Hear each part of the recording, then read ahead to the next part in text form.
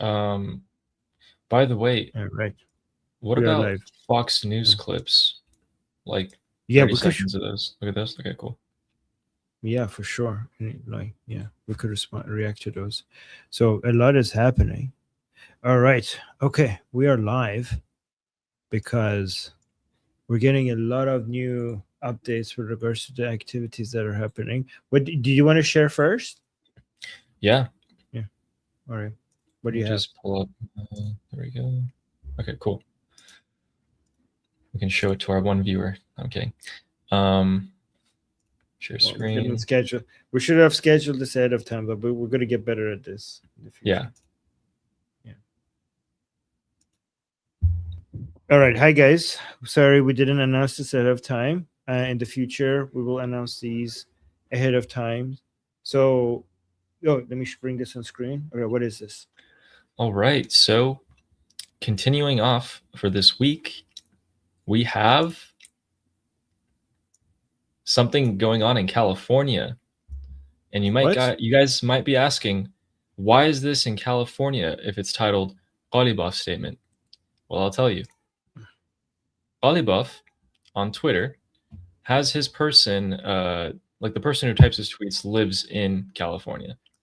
So he said quite some aggressive things today. He said two statements: that the armed forces of the Islamic Republic are show the ready. tweet.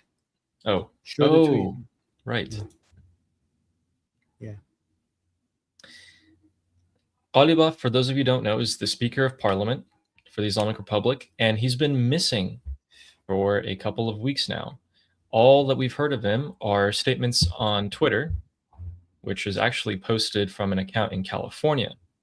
And it says, "Our armed forces are ready. The whole world has already figured out that bad mistakes and bad strategies always lead to bad outcomes, and that they are prepared for everything," which, a lot of the responses are, yeah. So he gave that statement, and he gave another one. And he said something that boils my blood in particular. So he says that there is no alternative but to accept the rights of the Iranian people. I hate when they do this. And Armin's talked about this all the time. Every time they're in a pinch, and every time they need some support, they say that they're the Iranian people. And every time everything's going good, it goes back to the Haydar Islamic rhetoric.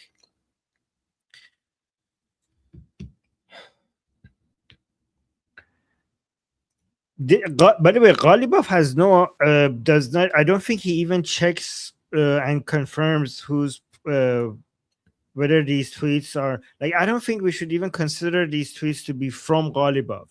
I think Ghalibaf just told whoever in US that is tweeting for him to just go at it and do whatever he wants. That's what I think is happening. Yeah, and probably someone up there is now giving the guy who's running his account orders on what to do. But also, today, in the city of Shiraz, which is the south of Iran, we had an explosion. And we can see that Shin, who's a pretty credible source throughout this conflict, did post about this with a video.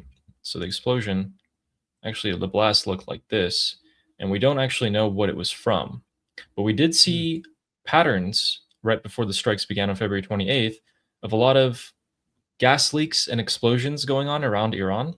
And we're seeing a lot of similar activity, plus a lot of reconnaissance drones that are flying over Iranian cities. What do you think about that?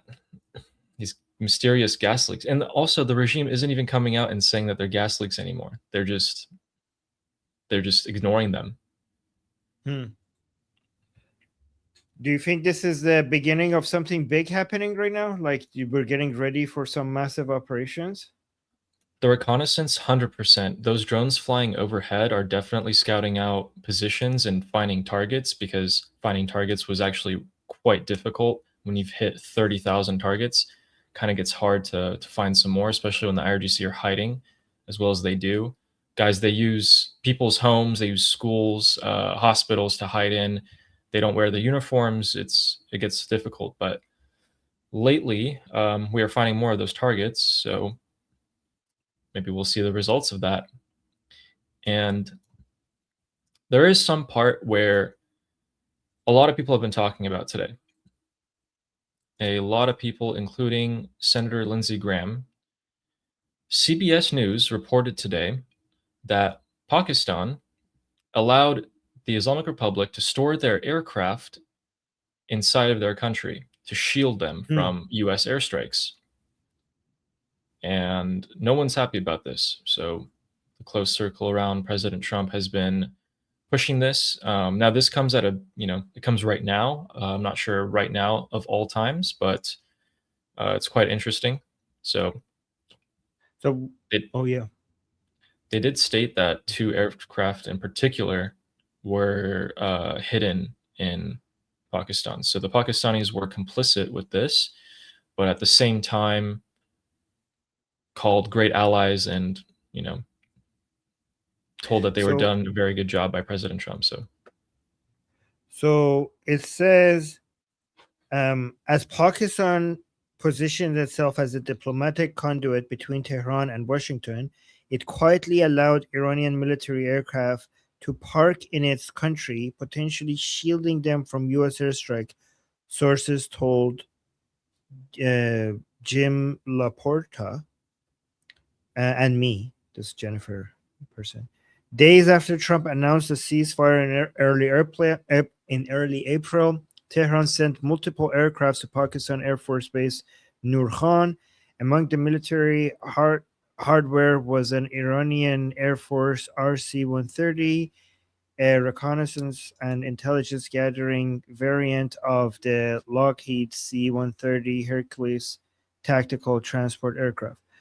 Okay, so here's something. When we talk about Pakistan and their military, one thing we have to understand is that their military is also very fragmented. And they have different people within different military with different loyalties. So we do need somebody who understands the Pakistani military and their intelligence units a little bit more to explain to us what they think about all of this. Like, we need some interpretation of this. Harris Sultan would be a good person to talk to. Yeah. Yeah. And Munir, the field marshal of Pakistan, who's probably the most prominent figure in the country at the moment, is probably pretty embarrassed as a result of this getting out, I would say, because he has been posturing and feeling like he's been playing the Islamic regime and the US, like balancing them, and been in good relations with both of them so far because both of them have been praising him. But now that this is getting out, I mean, I don't imagine him not catching flack for this. So you're right. Someone maybe under him, maybe other commanders definitely went behind his back. But regardless, if you're a country, you should be able to control your people. Right. Wait, there was one thing somebody asked regarding the Ghalibaf person. Somebody asked in the chat, why don't they arrest the guy who's running his account in California? I mean, is there a law that you could use to go after him? If he is directly a member of the IRGC, I think they can get him. But if you're just posting tweets for someone else, probably not. Even if that person, I guess, is Ghalibaf technically labeled as a terrorist by the United States of America? I don't know. I mean, yeah, I guess. I don't know. Yeah. I don't know. So, guys, you need legal experts to be able to answer that. I think basically he's protected by free speech rights and stuff. Yeah. What a shame. Yeah. So, moving on into Europe here, we actually have a story coming from Iran International about a Iranian man who named Ashkan Asadian. And he was there when a terrorist started attacking Jews in London with a knife. And so in this interview, he's going to go ahead and describe how he felt and what he did which we're actually going to show you kind of the footage on the ground of this. So this man was standing here, believed to be a Jewish man, and this person walks up and just takes a knife and stabs him. Oh my God. So you can Oh my see it God. right there. And we can see that he starts jumping after them in an attempt to stop it. So he's going to be, this is him, and he's describing it, chasing after them, stumbling on the street, getting up, and trying to stop this attack, and try to hit him with a shopping cart. And then there's more footage of this, actually. So when the police arrive, they immediately tase him. Do you want to play the whole thing? Yeah, we can. It's like it's almost 3 minutes long. In Golders Green, a Jewish neighborhood in northwest London, an Iranian found himself at the center of a terrorist attack. On the morning of April 29, Ashkan Asadian, a British Iranian who had traveled from Liverpool to visit his family, happened to be in the very place where Isa Soleiman carried out his knife attacks. Asadian recounts how he played a role in stopping the attack becoming deadly. اول فکر کردم یه حالت شوخیه یا چی هست، اصلا شوک زده شدم. همون لحظه دیدم داره با چاقو میزنه گردن این آقا. دیگه چاقو رو تو دستش که دیدم این گفتم 100% یه حمله تروریستیه. که رفتم داخل خیابون منم بلافاصله رفتم دنبالشون که خوردن زمین. حالا نمیدونم واقعیتش، چون لحظه خیلی اون حادثه خیلی سریع پیش اومد، چون قصدم این بود که هولش بدم ازش جدا شم.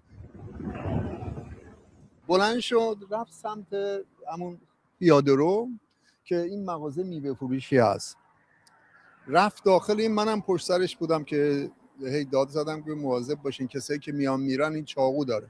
وقتی داد زدم این اومد سمت بیرون که من وایساده بودم دم در که بیاد بیرون، یا حالا من خواستم با کالسکه که دم در بود برداشتم. So we could get to the tasing part. این بیفته، ولی یکی دو بار که Yeah. So it seems like the police showed up on scene. زنگ زدم به پلیس.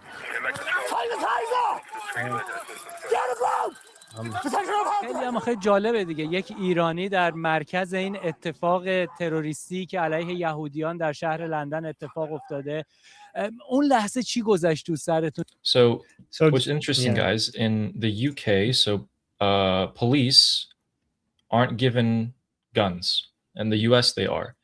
And fun fact, I actually attended police training for a short while and passed all the exams. So one thing that they taught me, which is actually widespread taught, so if someone like this person is standing there with a knife and you're this close and you have a handgun and not a taser, let's just say this was a real gun in your hand, you're probably still going to die. So if they're 21 feet away from you, they will cross that distance within 3 seconds, and usually the amount of bullets that you can put into them is not going to stop them. The adrenaline and the momentum is going to carry them forward, and they will get to you to stab you. So yeah, which, I mean, I can't blame this cop, because I mean, he's probably not given training with firearms for that, but it's just a fun fact for you guys to know.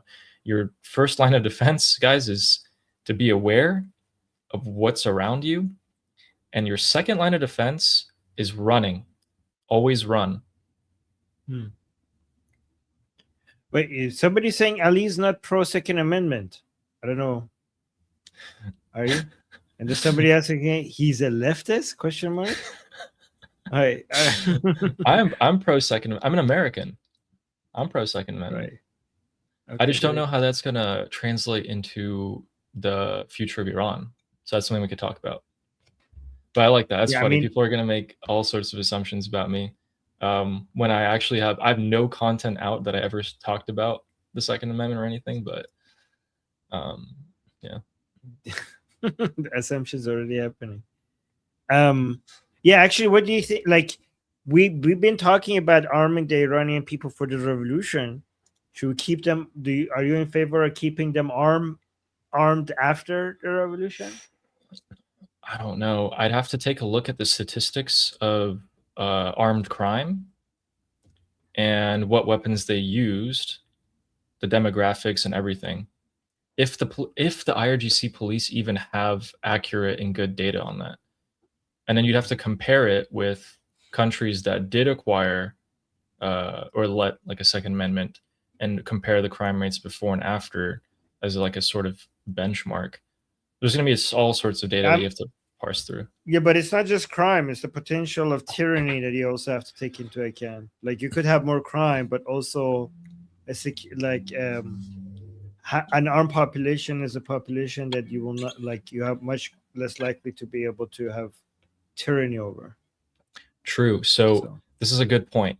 If the new government is a government where the balance of powers is pretty like offset, then maybe you could have something like the Second Amendment, because that is a balance of power or like a checks and balances. But if the government is properly checked and balanced, like the new government will most definitely be, because there's already a whole draft and plan, and hundreds of experts have already thought about this. I don't know if it'll be necessary. If enough people in the country in the future call for it, then yeah. Checks and balances are just pieces of paper without guns backing them. Like, the main thing that makes any writing on a piece of paper enforceable is weapons. So I agree. So no with matter that. how much, yeah. So that's why I think like if we want to make sure that we keep our democracy, I think we should arm the people. And what do you think that could look like in America, where if you pass an exam, like a psychological assessment, you go to a range, you shoot, and then if you're deemed fit, you can have a handgun? Or do you think people can have rifles? Can you limit the amount of weapons they have to just like one firearm? Because people in Texas have like hundreds of, like there's some people with like armories in their house, you know? I'm usually on the side of more liberty, but we could let the Iranian people decide. I know people in Switzerland are very armed. So yeah, I think every house is required to have a firearm actually in Switzerland. Yeah. People think like, oh, Americans are armed and Europeans are not armed, but then you go into Switzerland and I think they're more armed than the Americans, right? The Swiss people say Switzerland are more armed. Yeah. So we don't have high crime rates. We don't have a lot of high, gun violence in Switzerland. So people are like, oh, if you have a lot of guns, you're going to have armed, gun violence like United States. And like, not necessarily. Switzerland has a lot of people with weapons. You don't have armed violence there. And what do you think about possible demographic changes in Iran? Let's say the Iranian borders are opened and there's immigrants that do come in. Do you think that would have an impact on armed crime? Then you need to make sure the Iranian people are armed to defend themselves against a, demographic invasion. Okay. Yeah. Also, if the government is not doing enough, because the government might end up becoming, sometimes because obviously the king is not going to be able to control everything, right? And we might end up with the government that ends up being like, oh no, we shouldn't be racist.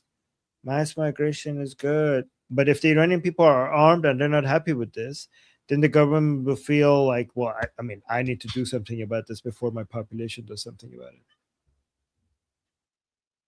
Yeah, that's such a complicated topic. And guys, by the way, when the founding fathers of America envisioned the Second Amendment, which is the right to bear arms, they were keeping in mind people having muskets, which is a gun that takes like 2 minutes to reload before you fire off a single shot. I don't know if they were accounting for fully automatic weapons 250 years in the future. I think, yeah, but counterpoint, those guns that you're talking about was relative to the power of the state would be the same as a fully automatic gun right now relative to the higher power of the state right now, right? So you're like, oh, those were like, you shouldn't think about the ability of the gun back then. You should think about the ability of the weapon back then relative to the power of the state. So sure, the weapons that the citizens have access to is a lot more powerful, and it's not at all the same weapons that the American founding fathers were talking about, but so has the power of the state. So the weapons that you need access to should be relatively also more powerful.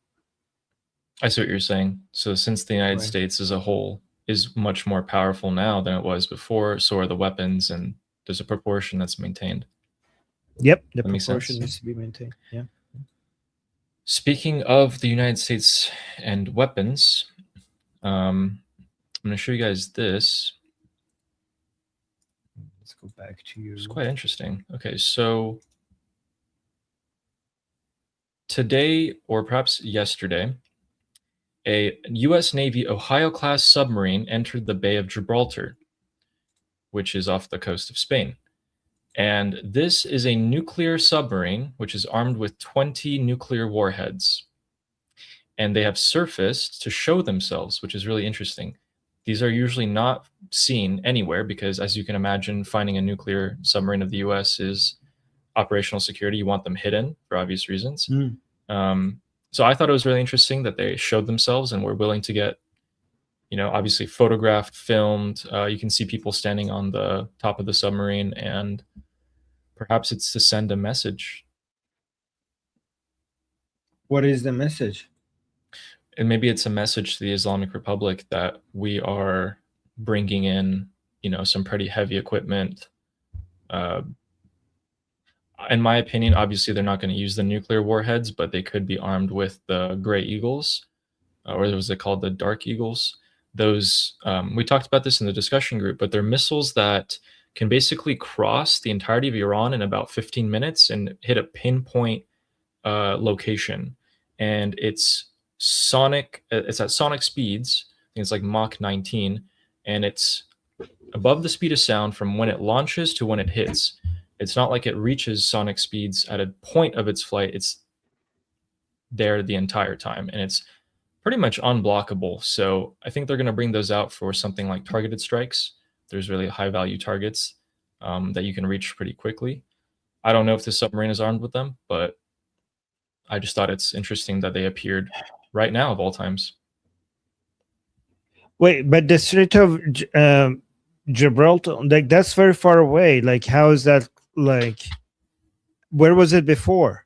Was it in the Atlantic and now it's coming to the Mediterranean, and that's why we're assuming it's going to go closer to Israel? Because this is far away from the Middle East. So how is that going to? How is that? Yeah, so I think the Bush, sorry, not the Bush. What was the carrier that arrived off the coast of Israel? The Ford. The Ford took about, I think it was like 5 to 6 days to cross the Mediterranean at like top speed. So I'm assuming the submarine will probably be at similar speeds, maybe not, if a little bit faster. So the main point is that it rarely ever surfaces, it rarely ever shows itself. Yeah, so it's a message, huh? I think so. It could be. Wow, A lot of people were making. Yeah. A lot of people were pretty interested in that. But if we're going to speak about timelines, I think we should talk about Trump's visit to China. So yeah, I was wondering what you think about that. Yeah, so China itself announced today that at the invitation of President Xi Jinping, President of the United States of America, Donald J. Trump will pay a state visit to China from May 13th to 15th, so in 2 days. And people have been theorizing about what Donald Trump and Xi Jinping will be talking about. We know that there's 2 things that they're going to talk about, and we don't know any specifics. We know 2 general topics. By the way, Elon Musk is reportedly going with Donald Trump to China. What? Yeah. So we know one topic is going to be oil. Another topic is going to be China's support for the Islamic Republic. And a third, I'm assuming, will be something along the lines of tariffs, trade, tech. What do you think Donald Trump is going to ask China to do or not to do when it comes to the Islamic Republic? Okay, so there's oil and then there's missiles. Is there anything else China related? Oil, There's missiles. missiles, you're right. Benjamin Netanyahu came out in his 60-minute speech and he talked about it. China was providing missile components. Yes.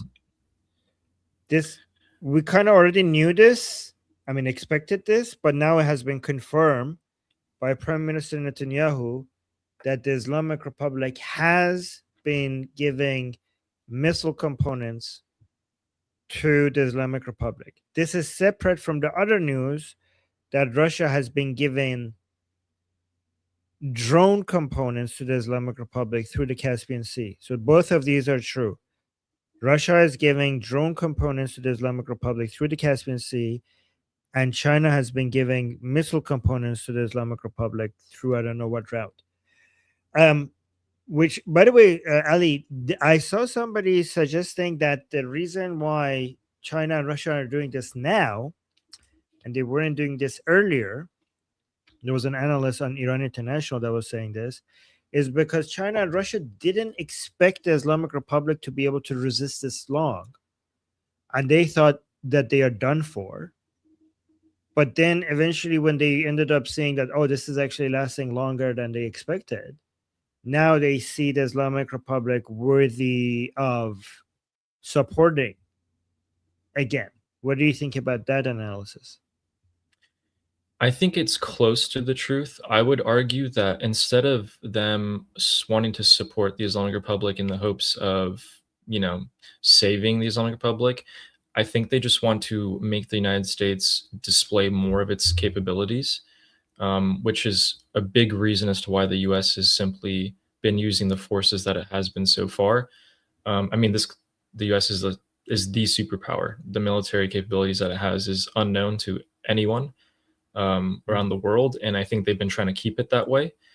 So the more support that China and Russia giving forces the U.S. to use more in return, costs them more, could even perhaps be leveraged. So when Trump does go to Xi Jinping and asks him to stop all of this support, he has to give something of equivalent value for China to stop that, which we know so far has been two things. So the missiles and drones by Russia and China, but also intelligence has been very important. So throughout this entire conflict, Chinese satellites have been imaging US bases and putting them in aircraft carriers and putting them on the internet for anyone to see, which forces the US to constantly rearrange its formations and move its things all around. So what do you think? So intelligence, missiles, and oil. Those are the conversations Iran related that he's going to have. Iran related, yeah. Yeah, but probably oil is going to be the main one. Oil is good. So he's going to basically ask them, he's going to be asking China not to buy oil from the Islamic Republic. That's what you're saying. I think he's going to tell him that we, the US, can open the strait, we can close the strait, we have complete control. No one else is coming to help. And if you want the oil to flow, which it hasn't been, and in fact, last week, the Islamic Republic struck a Chinese tanker and set it on fire. And I think that was the shift for China to finally maybe even turn their back in terms of the oil trade. So we have to keep in mind there's going to be two paths in this next operation of Operation Freedom Plus. There's going to be the Strait of Hormuz side of it. Then there's going to be the kinetic strikes that happen in mainland Iran. And I think you can split it up into those two. And I think the main China focus is going to be, hey, we're going to do this to the strait. We're going to let your Chinese tankers flow. Maybe some of them. We'll let 10 of them flow per week or something like that. And you stop giving them support. It could be anything. I mean, this guy is clearly, he wrote a book about the art of the deal, right? So he knows better than me, but. Wait, so China in return, so in the ask would be China to stop supporting the Islamic Republic, and the offer in return would be that China will get access to oil? Yeah, from the because Strait of Hormuz? so China's hurting a lot from this, right? But they probably have oil reserves. But in the long term, this is going to destroy them, and that's actually not something that we want as the United States of America. If we're strategists, we don't want China to be destroyed economically because of this, because we rely on them as well. And in fact, we want them to be successful, just not as successful as the United States. So this is putting strain on them, real strain. And if I were greedy, if I was President Trump and I was greedy, I would even go as far as to say, instead of not only stopping your support for the Islamic Republic, tell us what you've given them, and tell us, you know, all of the economic channels, tell us who helped you get it to them, as much as you can get.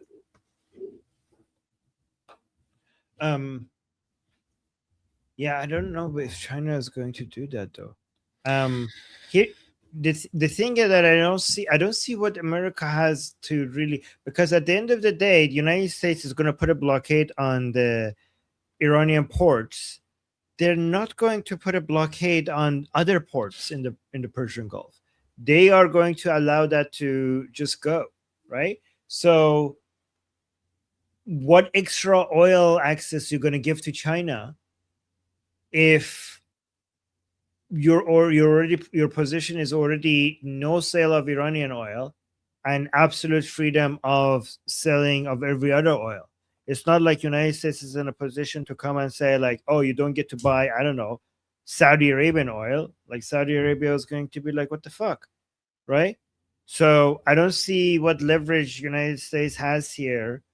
I mean, I'm pretty sure they have leverage. I'm just trying to figure out what leverage they have to pressure China to stop supporting the Islamic Republic. What's the leverage here? My best guess is because the Islamic Republic struck a Chinese tanker, that it shows that they're unwilling to let anyone through unless they've either paid the toll or have been pre-approved. And I don't think China's satisfied with just letting a few tankers to pay the toll and get through. They want everything out all at once, which is the leverage. The U.S. goes and opens up the strait and gives the, what do you call it, the convoy, the escort. They escort ships out, they provide security, and I think that might be the leverage, because they already showed that the Islamic Republic is willing to hit Chinese ships. Okay, so the leverage United States has over China is that nobody could secure your oil through the Strait of Hormuz except us. So here's the give and here's the ask. If you're Trump, we will commit to using America's United States military to provide security for the passage of oil tankers through the Strait of Hormuz. We will commit to it. And in return, you stop supporting the Islamic Republic. That's the And give that's and something that they were going to do anyway. They were going to open the strait anyway. And so if they were going to do that anyway, so then they have no leverage over China, because if they were going to do that anyway. the only way is how much time it would take. Like the analysts in the US Treasury could calculate how long China really has, and they could get real close to that timeline. But at the end of the day, I really don't think that this is such a like we're not an open war with China. We don't actually want them to completely fail. We just want them to be slowed down and debilitated. I'm thinking if I'm like part of the US strategy team.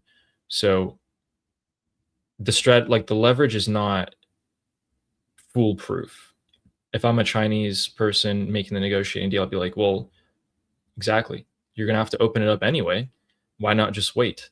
And the US counter argument is like, well, the longer you wait, the longer you suffer. But also, if you want to wait, fine. When I open up the strait, I'm going to put your ships in the backlist.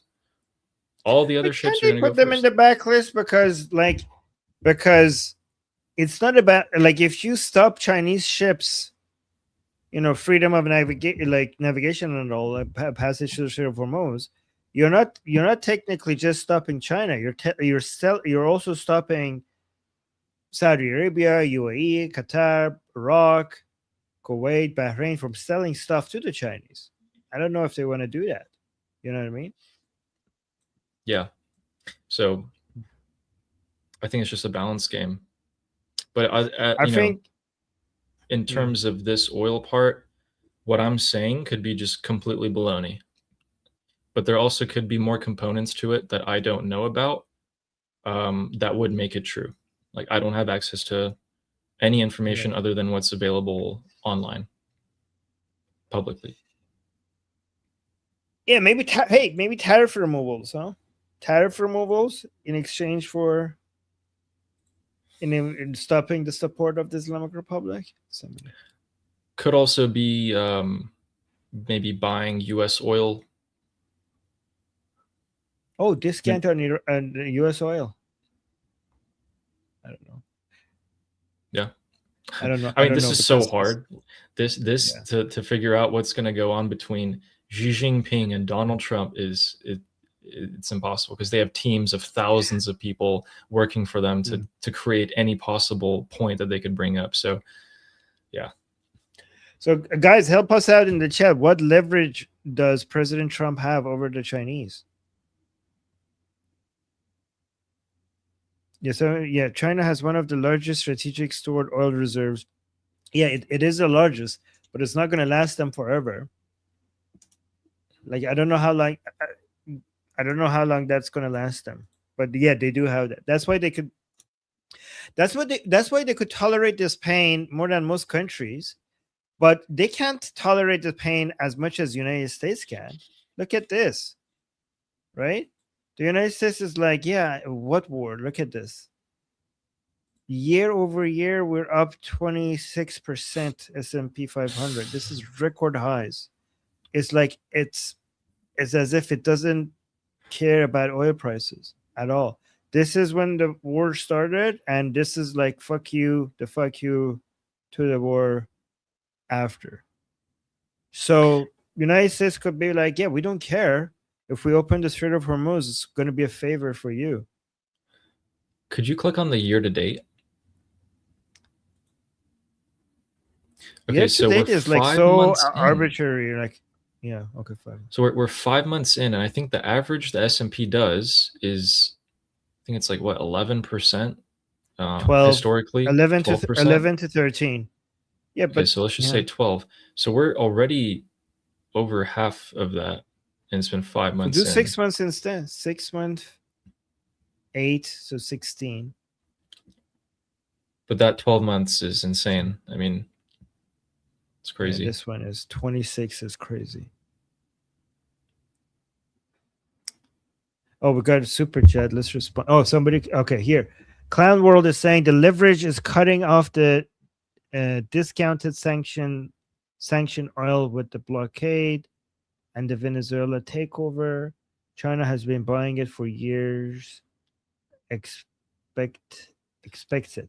Okay, so I don't know if that's a leverage because what would be the offer from the United States? So yes, China is hurting, right? Because it doesn't have to the 10% discounted oil that the Islamic Republic used to give it. So that's correct. But the United States offer cannot be, oh, here, you could have that discounted oil from the Islamic Republic back. You know, that's obviously something that the United States would not offer because that would mean funding the Islamic Republic. So it would only be a leverage. So you're right that China doesn't like the fact that he doesn't have access to the discounted sanctioned oil by the Islamic Republic. But it doesn't work as a leverage for United States because United States would not be offering that back to China because United States would not, because offering that back to China means a major source of revenue for the Islamic Republic, which doesn't make any sense, right? Do you get what I'm, Ali, did I explain that well? I don't know if I. No, I get what you're saying. So right. I feel like we're only 1 or 2, maybe 3 missing links away from understanding why President Trump has played out the situation of the Strait of Hormuz the way he has, why it wasn't the #1 priority from the get-go, even more so than the kinetic strikes. Maybe we'll figure out in the coming months. And when it's all over, I can't wait to see all the information that comes out afterwards. We can go back in our stream and be like, that was us. We talked about that. Yeah. Yeah, exactly. So look at this. Channel 12 of Israel is reporting that Trump leaning towards resuming Iran war. Official tell Israel's Channel 12. So U.S. President Donald Trump is increasingly inclined to order a resumption of military operations against Iran in some form because of frustration with Tehran's conduct in negotiations, Israel's Channel 12 reported, citing U.S. officials. One administration official was quoted as saying Trump is going to hit them a bit. Oh, look at this. Trump is going to hit them a bit. Okay. Another senior official said, we wanted an agreement, but now everyone understands where this is heading. Officials talking to Channel 12 said Trump had hoped to reach a deal, but was surprised. Look at this, was surprised. So a lot of people, what do you think? Was Trump surprised? Because this is two different theories people have about this. Some people say like, Trump already knew everything, how these people operate. But many other people suggest that, no, it's like Iranian people like Prince Reza Pahlavi, the Iranian people, Marco Rubio, Prime Minister Netanyahu, they understand that the Islamic Republic would not be capitulating to them, to the Americans. But this is something that President Trump is only learning now with his experience. So it's like, yeah, go on. I think the only thing that surprised him is how stupid they are. Right. I think he's genuinely shocked at how stupid these guys are. He had no idea that he's been talking about Iran for 40 years, something like that, like since the 80s. There's like an interview of him. And I think in his mind, Iran was a great adversary. And when he's face to face with them, he just finds out that they're a bunch of idiots, and everything they've done is digging themselves a deeper hole. And he's just surprised that they have played. Like, have you ever played against an opponent in a game where you don't know how to play against them because you're used to playing against people with brains, and they're just so bad at the game and they make such unexpected moves that you don't know how to deal with it? I think maybe that's what he did, because Marco would have told him a billion times and really pushed it. And he loves Marco. He listens to them. He would have pushed it and been like, listen, I'm telling you that these guys are not going to listen to you no matter what you say, because of their ideology, because of everything.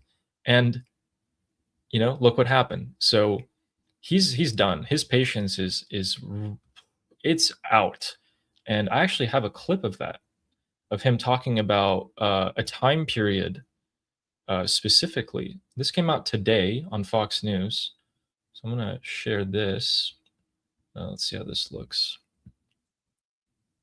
Okay. To say you think the combat operations are over and done, but there No, may I be... didn't say that. I said they are defeated, but that doesn't mean they're done. We could go in for 2 more weeks and do every single target. We've done probably 70% of them, but we have other targets that we could conceivably hit. General, in your opinion. So there's that. And he just said that today. I think he's fed up. Yeah, he does seem fed up. Look at this. Some people are asking in the chat, could he have been buying time to arm the people?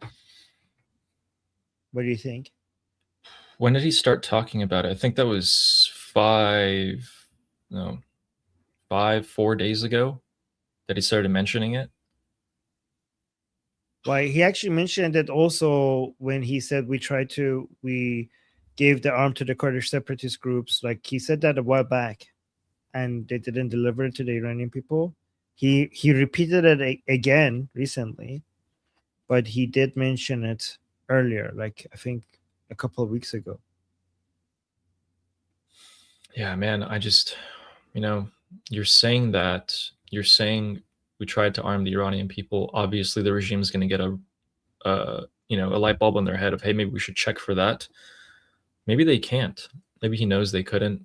Who knows? But I think there is more significance to him having said that, and then having Lindsey Graham, Mark Levin, Sean Hannity, and everyone all mention in the space of like 48 hours together. Right. So yeah, he mentioned it in March that they tried to arm them, but just recently, just a few days ago, now they're talking about this needing to be the thing a lot more. You're right. So there's a lot of emphasis on that. But I've heard like training people to use weapons takes months. So at least 4 months. You know. So. You know, it's hard when you grab people off the street, military age male off the street, you vet him and you can trust him. In my experience, the average person does not learn new tricks in that short of a time and be able to carry them out proficiently. It's also one thing learning it. It's also another thing carrying it out in person, especially combat related stuff. People get such massive adrenaline and fear and etc. So it takes time, much less training them with drones, because that also takes time. It takes probably even, you know, much more time than a firearm. Then to direct them and have them follow orders and have supply chains takes time that we don't know if we have, which is what Saeed Qasemi-Najad thinks. He doesn't think that we have the time to arm them. We don't? That's what he believes. He wants Israeli drones. He wants an uprising with Israeli drone support, like immediately. That's what he wants. I think he's more on the side of the people are going to come out sooner than later, and when they come out, you don't have the time to arm them. Is we just don't have it. So send the drones in, help them as much as you possibly can. But in terms of arming, maybe a few thousand, it's doable. The Garda Javidan that joined a few months ago. A lot of them have been in there for a while. There's also assets that Prince Reza Pahlavi has mentioned in the army. For these people to get training is not unheard of, and for the training to have started months ago. So perhaps we're there in a small number of people, maybe enough to do damage, maybe enough to have the cost of the IRGC rise exponentially enough. I mean, we know for a fact that we already have Iranian Mossad agents inside Iran, right? Like, we know that during the 12-day war, like at the beginning of the 12-day war, there were drones that were attacking the Islamic Republic missile launchers before they could even launch missiles, attacked by drones operated by people inside Iran, working for Israel, all of them being Iranian. So Israel already has experience training Iranian people inside Iran, very effectively training them and using that to attack Islamic Republic assets. But that is like on a very small, highly trained special operations, tactical, units for a specific mission, some 007 kind of stuff, right? Not like an army.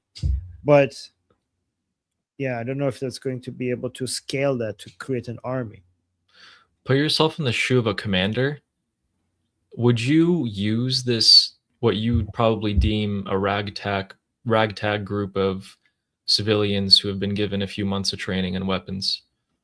What and if you do trust them to their abilities, what would you assign them to do? It wouldn't be, SEALs Team 6 level of operations. Right. I mean, what did the opposition in Syria did against Assad army after they were trained by the Ukrainians? So I want to know how long that took. 7 months, I think. You could double check.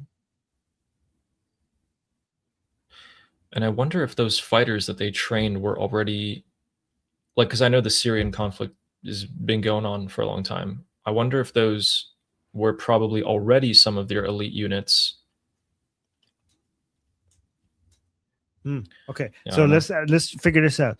How long did it take Ukrainians to train the opposition against Assad in Syria in how to use drones against Assad forces? And were these people already somewhat trained and had military experience, or were they starting from scratch? Look this up. Give me a short response. So let's actually get that going while it looks that up. Okay, somebody's saying, please let's not underestimate the Iranian people's high intelligence and the fact that many know how to play video games. Okay. Yeah, I mean, yeah, I mean, we're not underestimating it, but it still requires training, right? So here, according to reports from late 2024 and early 2026, Ukrainian military intelligence HUR sent approximately 20 experienced drones operators to Idlib to train Syrian opposition forces in the months leading up to the fall of the Assad regime. Key details: training duration while cooperation was reported as early as mid 2024, the final intensive surge of training and equipment delivery, about 150 FPV drones, occurred approximately 4 to 5 weeks before the December 2024 overthrow of Assad. 4 to 5 weeks. Does it say anything about who they trained? Were they just okay, random? So yeah, that's the next part. The fighters were not starting from scratch. They were veteran insurgents with over a decade of combat experience from the Syrian civil war. The Ukrainian training focused specifically on modernizing their tactics, shifting them from traditional guerrilla warfare to high-tech use of first-person view FPV drones to strike Russian and Syrian armored targets. Okay, so how long would it take? How long would it take to train the Iranian people against the Islamic Republic if they have zero experience? And who would be the best to train them given the current situation? Look this up. Give me a short response. Guys, we're planning this in real time.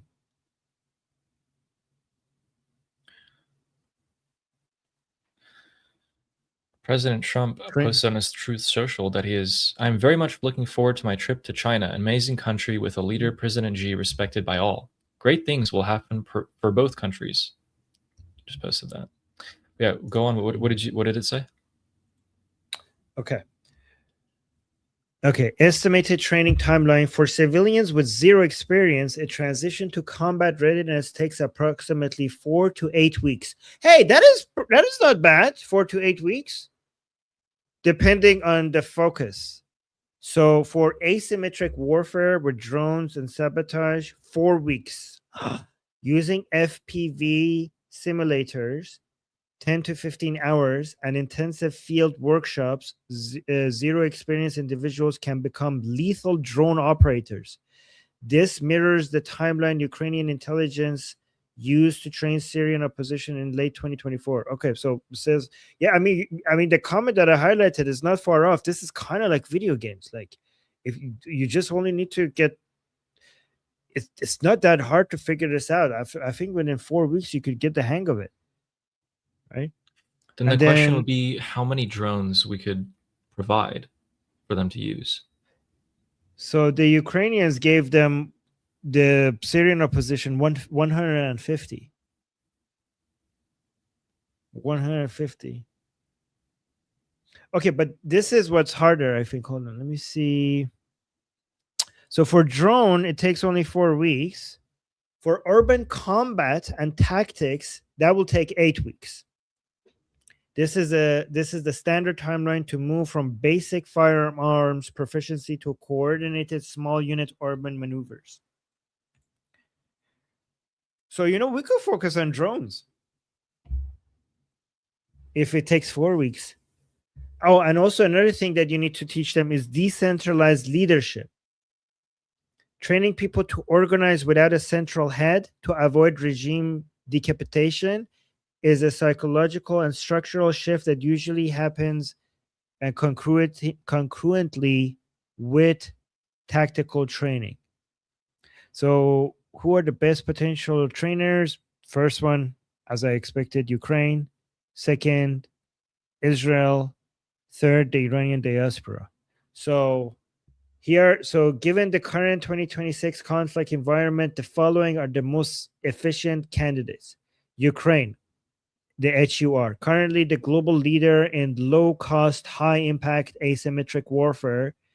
The recent deployment of 200 specialists to the Persian Gulf in March 2026 and their successful training for export model in Syria make them the primary choice for teaching Iranian dissidents how to neutralize IRGC armor and surveillance. So that's candidate number one. Candidate number two, Israel with Mossad and IDF. Following the February 2026 strikes, Israel has the most advanced intelligence and direct interest in regime collapse. They are best suited for high-level sabotage, cyber warfare, and clandestine logistics. So, and then the third candidate is the Iranian diaspora, vanguard groups, experienced former military officers and activists within groups like, oh my God, that's a horrible suggestion. It's saying INC and NCR. That's a horrible suggestion. That is the MEK that's like, no. That is like, I'm pretty sure that's horrible suggestion. So nope. Let's cross that one out completely.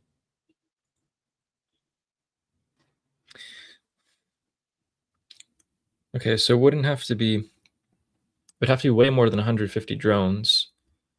Or if it is 150, that's like, I mean, maybe you could stretch that over the most important areas of Tehran. So we could end up using the same model that they used in Syria, like numbers wise. So like 150, let's just say 5-6 weeks, we'd have the people for it, which means that if they did decide to do that, it would have already been done by now, because that time has already passed.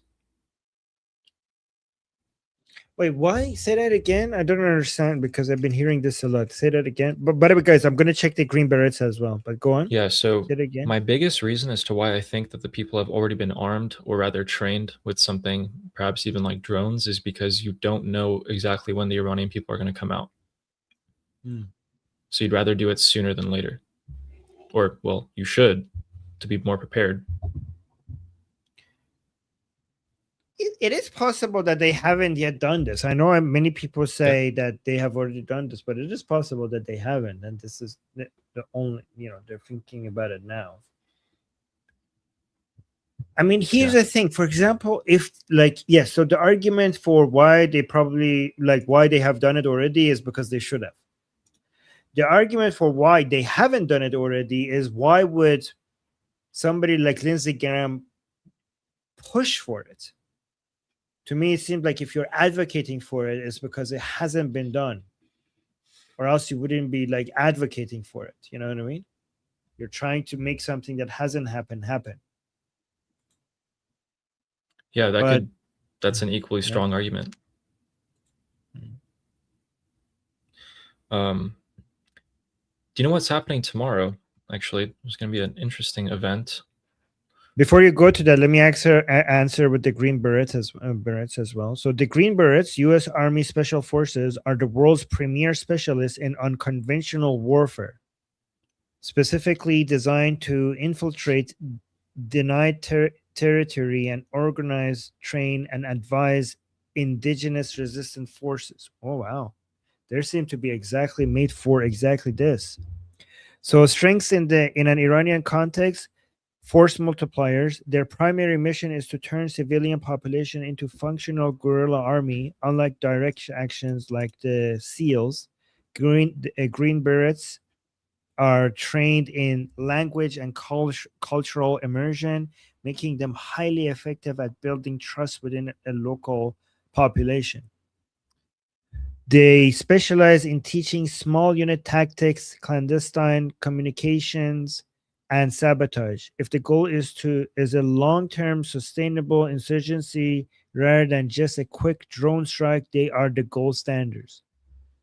Logistical, okay, they excel at setting up red lines, clandestine supply chains to move weapons, medical supplies, and personnel into contested areas. But here's the limitations. Okay, so number one, limitation, political escalation. Deploying Green Berets to train Iranian carries massive act of war implications for the United States. In the current geopolitical climate, the U.S. typically prefers over-the-horizon support or using proxies like the Ukrainian model to maintain plausible deniability. I mean, yeah, politically, do you want to sell this as a way in a local in the United to a local voter base in the United States that we don't have boots on the ground? Sending the Green Berets there is basically boots on the ground. So timeline, while they can provide crash courses, the Green Beret methodology usually favors a 6-month to 1 year timeline to build a fully capable command and control structure, which is slower than the 4-week drone pilot model currently favored in asymmetric conflict. So this is a longer term investment. So if the goal is a complete organized military revolution, the Green Berets are the best trainers on earth. If the goal is immediate low-cost disruption, the Ukrainian HUR model is currently more agile. This is very good information, by the way. I feel like I'm learning a lot just going through answering your questions in the chat. All right, so what did you want to show? Actually, before that, one thing that I thought of was if the IRGC do get defunded to a point where they do have that force that's just enough to suppress the Iranian people, what do you think about the Artesh doing something at that point?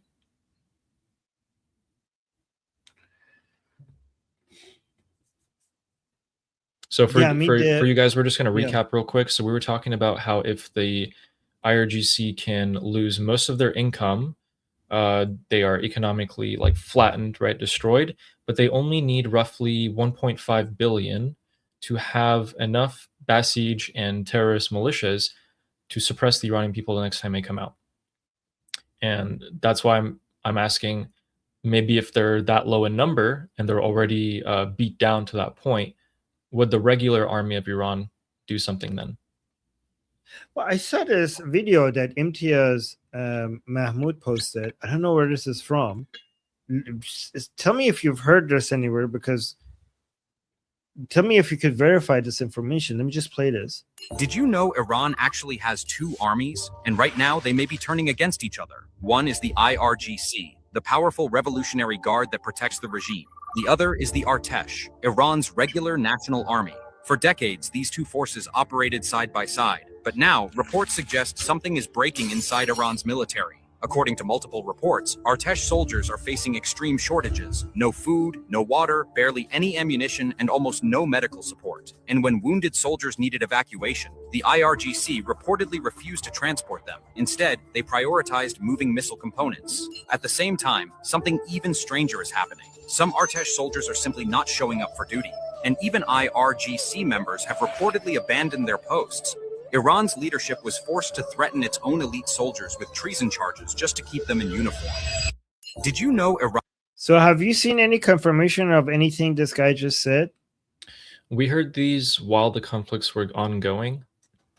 But in terms of, like, I can't verify any of that firsthand, obviously. I could only tell you that there were a lot of reports about it, especially the hospital thing.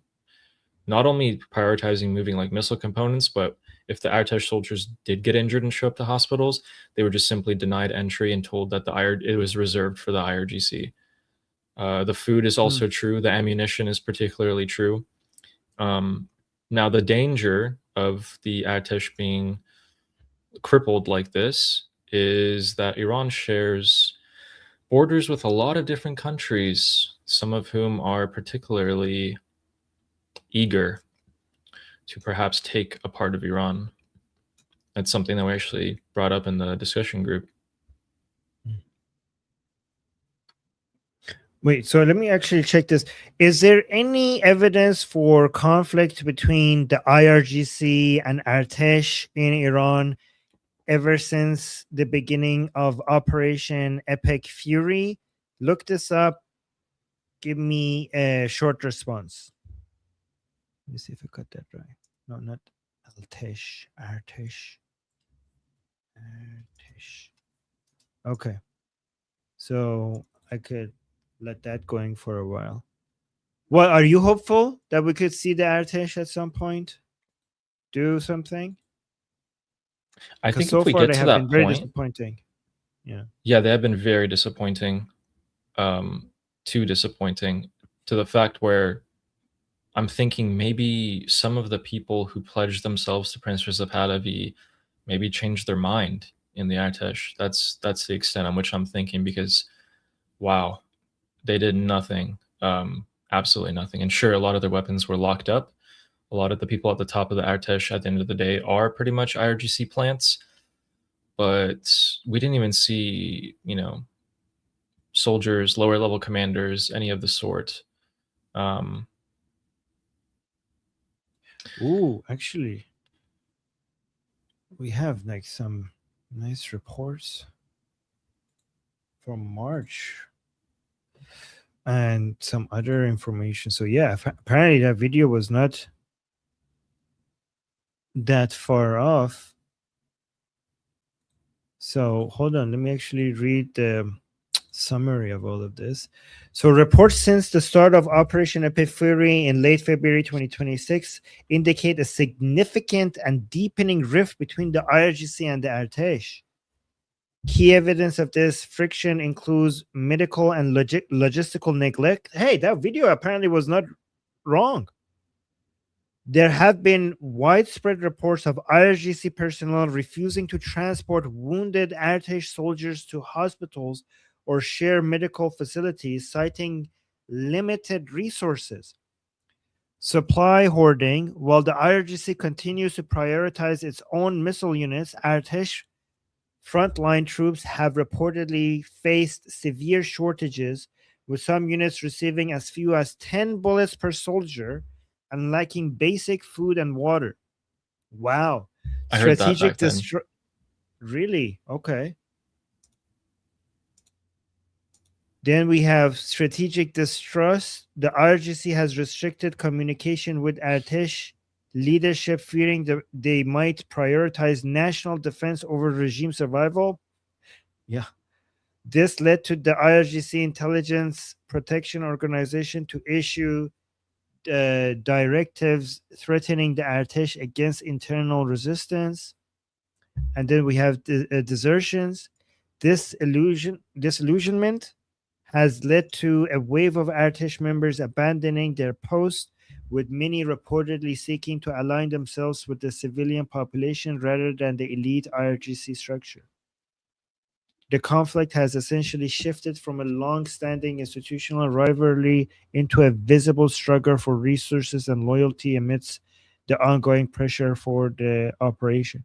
So, yeah, that will give us access to hopefully a huge number of already trained Iranians within the Artesh that maybe at some point they could rise up against the regime. Are you hopeful for that at all? I think personally they'll only do it if everything is happening all at once. So Israeli-US kinetic strikes, Hormuz is taken out, people rise up, Artesh comes in, funding is cut. I think if you put everything all at once, then the Artesh will be out. Remember, Israel also has long-term plants, assets that they've had in Iran for a long time. They just didn't use them yet. So It would be really amazing to see what those guys are, actually. I would be really curious to see who in the regime possibly, because, you know, I love that the theory is, right, you haven't hit any of the Artesh commanders or the generals because you want them alive, but what if some of them really, like, what if that was the focus of Mossad, the army, from the very get-go? Maybe some What do you people in mean? there are, you know. Oh, And the thing is, if you hit some of them and you don't hit the others, well, now it's super easy to figure out who's sus. But if you don't hit any of them, well, now they're all under suspicion. So now you got to waste double the time to figure out who's the spy. That could be something.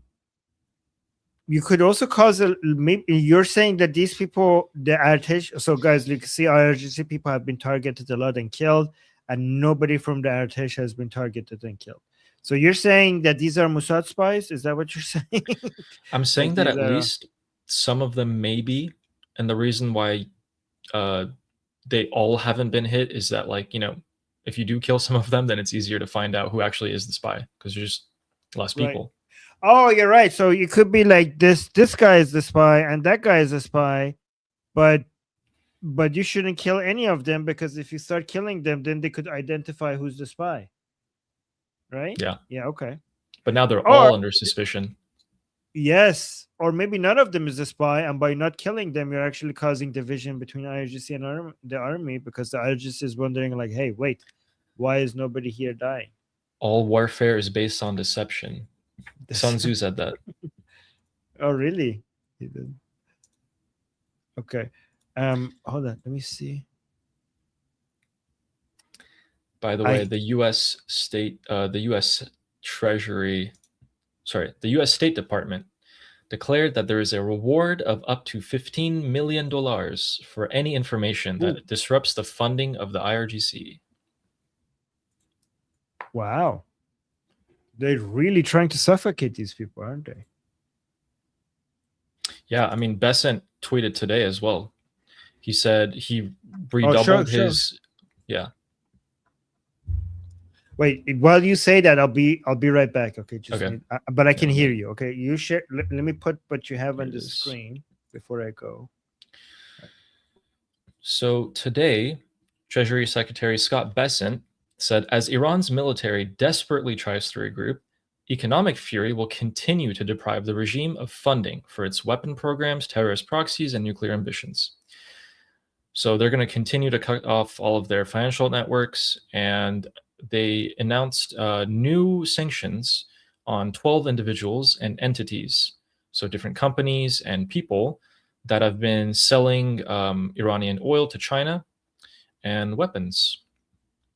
So that happened today. And I like their little touch at the end where they said, and funding security forces that suppress citizens' freedoms. The Treasury Department they've been a real one this entire time. You know, they always find a way to mention the Iranian people. They've been saying that they're saving the money that they're seizing for the Iranian people, that they're keeping track of the frozen assets for the Iranian people. Just very, very hopeful stuff. So I like Scott Bessent. Just based off that, I actually don't know anything about him other than what I've heard in the last couple of months. You know, you're right, actually. I've noticed that now that you mention it. He, like, every time he talks about taking money away from the Islamic Republic, every single time, he also like, yeah, we're going to keep it for the Iranian people. Maybe it's the guilt of being a finance bro. Like all your life, you're just maximizing shareholder value. And now you're like, wait, I can do something that's like good. Hey, increasing shareholder value is the most wholesome thing anybody could do in the world. I don't know what you're talking about. Yeah. Oh, I know it. Right. Yeah, and he's extremely intelligent. Oh, by the way, the Texas trip is here. Fantastic. All right. Wait, do you want to say something? After this, I'll talk about what Prince Reza Pahlavi is doing tomorrow. Oh no, that's more important. You say that first. Oh, really? And then I'll show this. Well, it's just a tweet that he posted. And he's talking about how tomorrow there's going to be a conference. And he made a very important statement. which I think most people are going to overlook. For 47 years, the regime in Iran has waged war on the US and its allies. Today, the regime is weak, and the people are prepared to topple it. The right policy today can redefine the next century. I look forward to discussing tomorrow at the Politico Security Summit. So tomorrow he's going to go live. Oh, nice. I think there was another tweet with the time in it, but I would love to tune. I don't know if it's you have to like subscribe to that or what, but I'd love to tune into that. Where can we watch it live? I'll try and figure it out. Let me click on the actual link right now. Register now. Program begins at 9 a.m. Eastern. Oh, I think it's okay, I don't think there will be a live stream for it. It seems like a closed door event that you have to register for, get a badge. But who knows? Maybe there will be. Oh, 6 a.m., huh? Well, so but basically the important part was that he said, wait, where'd it go? Today, the regime is weak and the people are prepared to topple it. He hasn't said something like that in a while, right? Yeah, you're right. So when I read that, I thought, and he doesn't say those things lightly. Like he doesn't say those things lightly. Lately, yeah. What were you gonna show? All right, let me show this. Let's see what. Freedom, but he says this time around, the U.S. guiding ships through the Strait of Hormuz would be just one small piece of what would be a larger military operation. When it comes to peace negotiations, the president tells Fox the regime is, quote, going to fold. Joining us now is senior correspondent Benjamin Hall. He's host of the new Fox. Okay, so President Trump said that the regime is going to fold here. And then let me see here. Yeah, John, good afternoon. President Trump giving new insight on his thoughts about the ceasefire agreement and the Iranian response to the U.S. proposal. Unbelievably weak, I would say. I would call it the weakest right now. After reading that piece of garbage they sent us, I didn't even finish reading it. They said, I'm not going to waste my time reading it. I would say it's one of the weakest right now. It's on life support. They understand these are all medical people. Dr. Oz, life support is not a good thing. Do you agree? Bad prognostic. I would say the ceasefire is on massive life support, where the doctor walks in and says, sir, your loved one has approximately a 1% chance of living. Yeah. President Trump also reacted overnight to the Iranian response, calling it totally unacceptable. The president said in part on Truth Social, for 47 years, the Iranians have been tapping us along, keeping us waiting, killing our people with their roadside bombs, destroying protests, and recently wiping out 42,000 innocent unarmed protesters and laughing at our now great again country. They will be laughing no longer. Iranian state media reported the response included security of the Strait of Hormuz and an end to the war, but did not address the key Trump administration demand to address Iran's nuclear program. Israeli Prime Minister Benjamin Netanyahu echoed a similar sentiment in an interview over the weekend, saying the war isn't over yet because Iran still has nuclear material. The Wall Street Journal reports that the latest response doesn't resolve the U.S. demand for commitments in advance on the fate of Iran's nuclear program and its stockpile of highly enriched uranium. Nuclear issues would be negotiated over the next 30 days, they said. Iran proposes to have some of its highly enriched uranium diluted and the rest transferred to a third country, the people said. A spokesperson for the Iranian Foreign Ministry claimed the response was not excessive and that the United States continues to have unreasonable demands. We did not ask for any concessions. The only thing we sought was Iran's legitimate rights. I leave it to you and to our people to judge whether Iran's demands were excessive. Iran's call for an end to the war in the region. President Trump also indicated Iran made commitments about that buried uranium following Operation Midnight Hammer last summer, and then those commitments weren't in the response delivered over the weekend. Here in Israel, the military remains on high alert in case combat operations resume. John? All right, a lot more on this ahead. Trey Yingst for. All right, let me just show. Oh, yeah, you want to say something? Yeah, let me collect my thoughts on that. The thing is, that today the head of what's left of the Iranian Atomic Energy organization came out and said that no, we're not going to dismantle our nuclear facilities, and no, we're not going to take our uranium out, and no, we're not going to dilute it. And that proposal was it was 2 days ago. So they sent that proposal to the US 2 days ago. And today they're saying, no, we won't do any of that, which is what Mujtaba said, no nuclear anything. In addition, one of the IRGC top commanders who's left also came out and said today that we're super strong, we're waiting, they're going to be super surprised by us this time. And I think they're giving out all these interviews to try and be like, yeah, we're strong and unified, like a presence of strength. But then the reality is the complete opposite. You know, I have a lot of thoughts on that, and I'm going to get to it, but I wanted to, you shared something with me, and I want to get to that as well, because we also have a question about it. There are two questions in the chat. One of them is not about this. One of them is saying, how come Lior is saying, how come I am not able to send a super chat? You're on Ali's channel, and Ali's channel has not been yet monetized. We're getting him to 1,000 subscribers so that he could monetize soon. And guys, on my channel, here's Ali's channel. Please go ahead and subscribe to Ali's channel. I put the link in the chat so that we could get his channel to 1,000 subscribers so that he could monetize it. And Lior, thank you so much for wanting to support us. And then we have this one, which is relevant to what you sent me, Ali, and this is what we wanted to talk about, right? So Miss Hypnotic is saying, have you heard that Pakistan has allowed Iran to park planes there? Yes.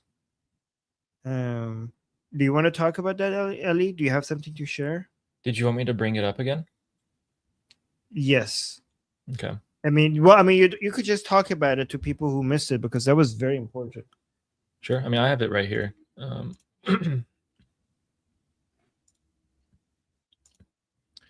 All right, guys. So this is what the person in the chat is talking about.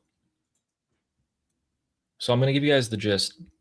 So Pakistan has been playing both sides, essentially, okay?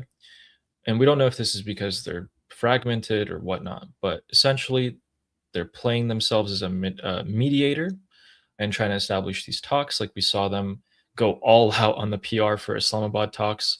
And then they're telling the US, yeah, we guys, you know, we're super with you guys, this and that. We want to come to a end of the conflict.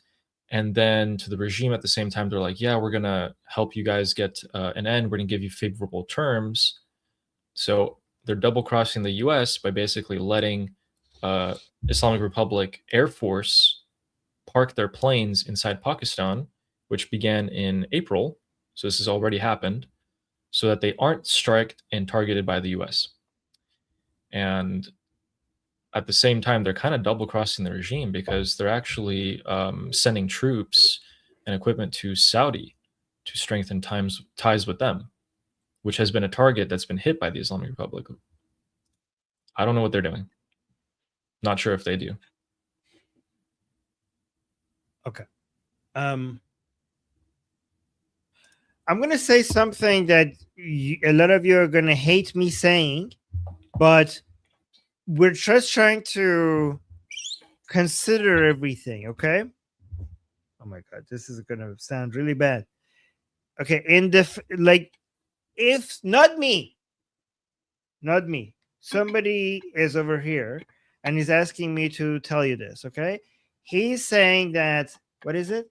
Okay, he's saying that if you want to consider defending General Munir and Prime Minister Sharif of Pakistan, I'm not saying that, guys, okay? I'm just trying to consider this guy's perspective, right? And you tell me what to tell him, okay? If somebody wanted to see things from their perspective, the Pakistani military is very fragmented and has different segments of it with people that are loyal to different things, right? So within Pakistan's army, we have segments that are very friendly with United States, very friendly with Saudi Arabia, very friendly with ISIS, very friendly with Al Qaeda, very friendly with the Taliban, okay, very friendly with the Islamic Republic. So how could that be? Is because Pakistan's army is not a monolith. There are different people with different levels of influence that have different agendas. We have ISIS supporters, we have Al Qaeda supporters, we have Taliban supporters, we have people with deep connections with to the IRGC. We have all of that. We have many people within the Pakistan's army that consider United States to be a major ally. So, what do you think, Ali? How would you respond to that? There's even some that are anti-Palestinian. And remember, as Haris was telling us, that there were Palestinian protests in Pakistan. They were even when the flag and the Pakistani police just opened fire, or I think it was the military. I'm not sure. Yeah, these guys, I think they like and hate. They love and hate everyone at the same time. I don't know how Munir, the field marshal, basically the head of the military of Pakistan, I don't know how he keeps them all under wraps. So, but there must be some sort of way because he was able to get to the position that he was. So, well, the chaos is also a blessing in the sense that the chaos in Pakistan, all of this lack of cohesion, means that the Americans need to provide aid to the US military to be able to keep all of this together, right? So if it was already stable, the Americans wouldn't be giving so much military aid to Pakistan because Pakistan has an army with nuclear weapons that if at some point Pakistan collapses, we have so many different terrorist groups within Pakistan that now have access to nuclear weapons. And this is why America is in a forced situation that needs to continue to pay Pakistan's army military aid for that whole thing not to break apart. So the chaos means that so many people within Pakistan's army are getting so rich from US military aid because without them, we're going to have jihadis having access to nuclear weapons. So that's the thing. It's a strategy of containment. Yeah. The question of Pakistan remains, in the grand scheme of things, it remains the same. How much can they help the Islamic Republic? And what is that help? And I think we've largely seen what they're willing to do, which is the land routes. They're letting trucks go in. They're sending aid in, weapons, other stuff. And they're willing to be this sort of mediator, which has bore no fruit. I'm trying to think if there's anything else they've been doing. Probably complicit with the terrorist militia that came in from Pakistan.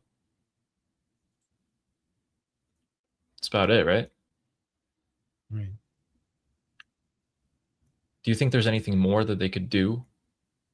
I don't think they'd be willing to piss off Saudi or the US to do anything more than they already have. Wait, so we're talking about Pakistanis pissing off, like what are they doing that piss off the Americans and Saudis? Is that the question? We're talking about what could Pakistan do more than what it's already done to help the Islamic Republic? Did you already include the land route to sell their oil to China? Yeah, the land route, oil, weapons, maybe letting the terrorist militias go into Iran. Allowing terrorist militias to leave Pakistan to go help the Islamic Republic. The Zainabiyun militia from Pakistan.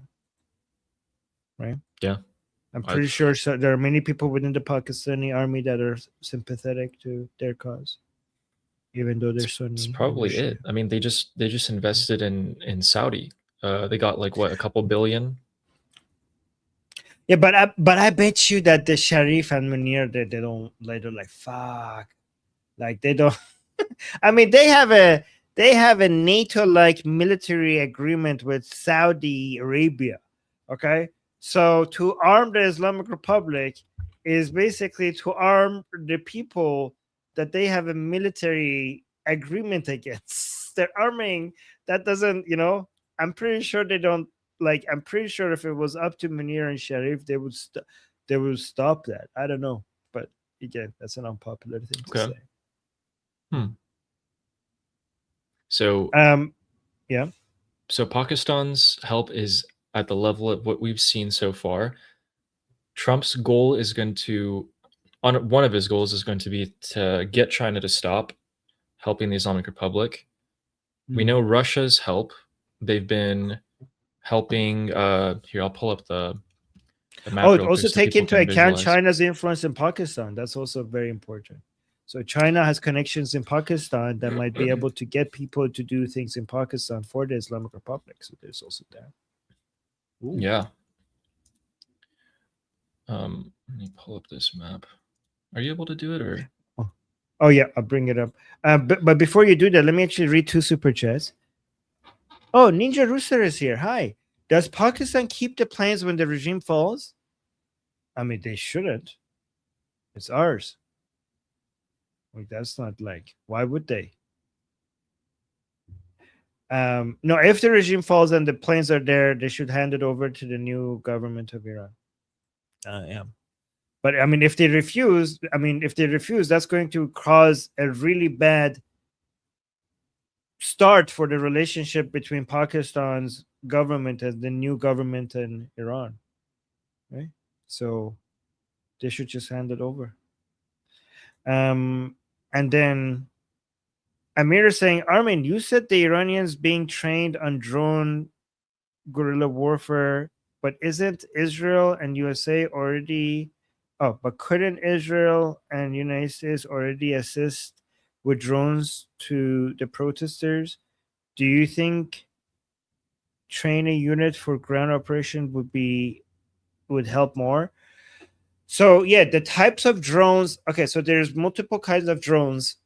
The drones so we have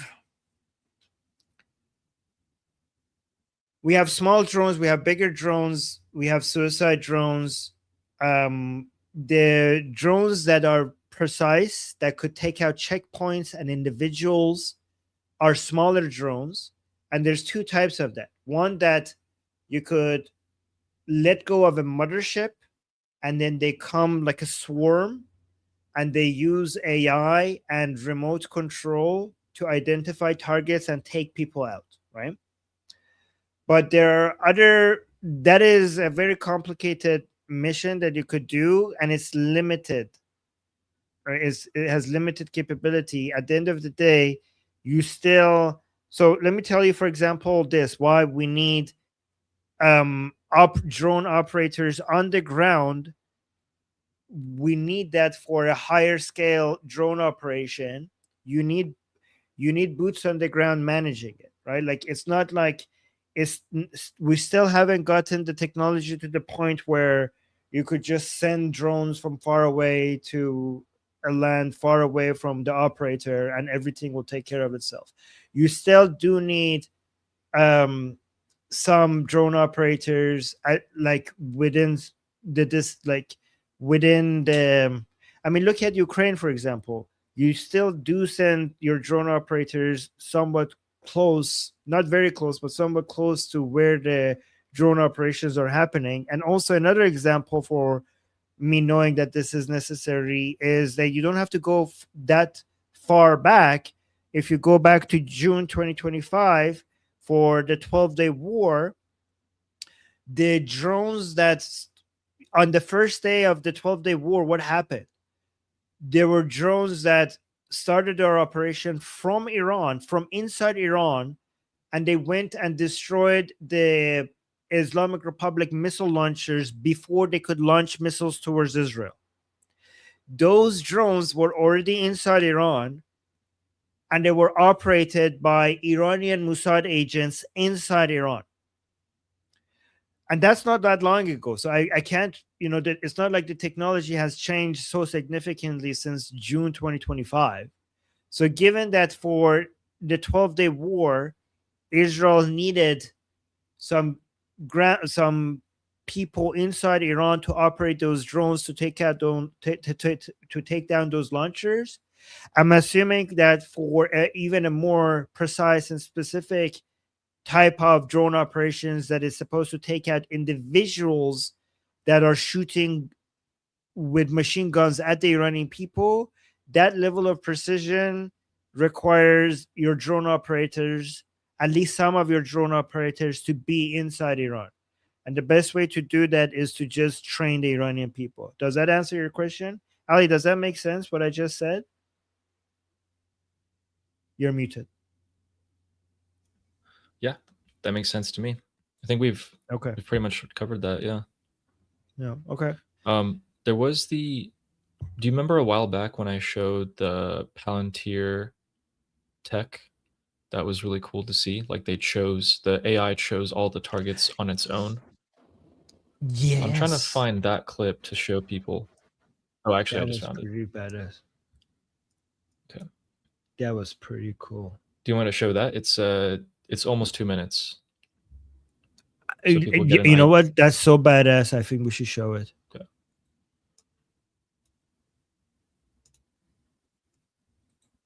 Ooh, look at that. Yes. Guys, look at this. This is so crazy. This is Maven Smart System. Palantir's software as a service product that we are deploying across the entire department. As you can see, it's not just one data feed, it's multiple. And instead of having 8 or 9 systems for those decision makers to look at every single day in order for them to make decisions, you then fuse it into a single visualization tool. The single visualization tool allows you to select, deselect different types of data, look at different approaches to data, but more importantly, action from the same system that you're trying to develop your workflows around. Once you have a detection that you want to actually move into a targeting workflow, for example, this is what we do. Left click, right click, left click, magically, it becomes a detection. That detection then gets moved into a workflow. This is standard digitized workflow, but I want to walk you through it quickly. You have different types of targets that are identified on the left there. Every single column produces a different type of decision-making process. Once you have that decision and you're trying to actually action that process, we now move into COA generation, course of action generation, where we are automatically, via a number of factors, trying to identify what the best asset to prosecute a target looks like. Once we've got the different approaches and we select one, we then can move directly into how do we action that target. So we've gone from identifying the target to now coming up with a course of action to now actioning that target, all from one system. This is revolutionary. We were having this done in about 8 or 9 systems where humans were literally moving detections left and right in order to get to our desired end state. So from what I understand, okay, by the way, in this clip, but more important, look, there's a guy moving in there. This is just like a random area that they chose. I don't know how legal this is, but so what ended up happening, guys, is that if you look at this is like, if you guys work in any like corporate company, use any sort of workflow software, it's literally like just the steps. Like these tasks are in the first step, and if you did it, you move it to the second step. And pretty much, I think personally, like they're either downplaying this, or in the future, like the AI is going to do all of this, and at the very end, some human like presses the approve button. But the most important part is in terms of this. Okay, so these are drones that are already in the air, and they'll tell you this is how much fuel the drone has, this is how much time it would take to reach the target, the distance, all of that, and what drone it is, where it is. So these are already in the air, like 600 feet up in the air. So the idea is when the protesters are out on the street, there are these motherships, right? And then they release their drones, or the drones are already there in the air.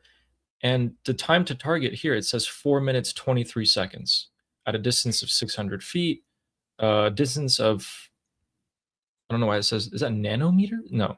Anyway, so you're looking at response times of minutes. This is technology that they've demoed. It's probably undoubtedly faster and better than that now.